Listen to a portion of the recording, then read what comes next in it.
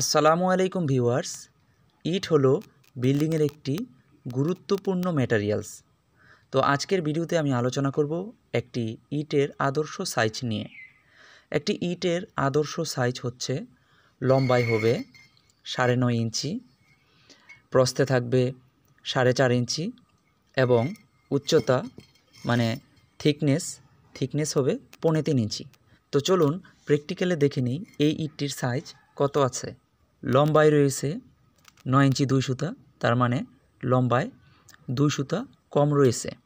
প্রস্থে রয়েছে 4.5 ইঞ্চি, প্রস্থ ঠিক আছে। এখন থিকনেসটা দেখব। থিকনেস রয়েছে 3.5 ইঞ্চি থেকে 1 সুতা কম, তার মানে বোঝা যাচ্ছে এই ইটটি লম্বায় 2 সুতা কম রয়েছে, থিকনেস 1 সুতা কম রয়েছে এবং প্রস্থটা ঠিক আছে।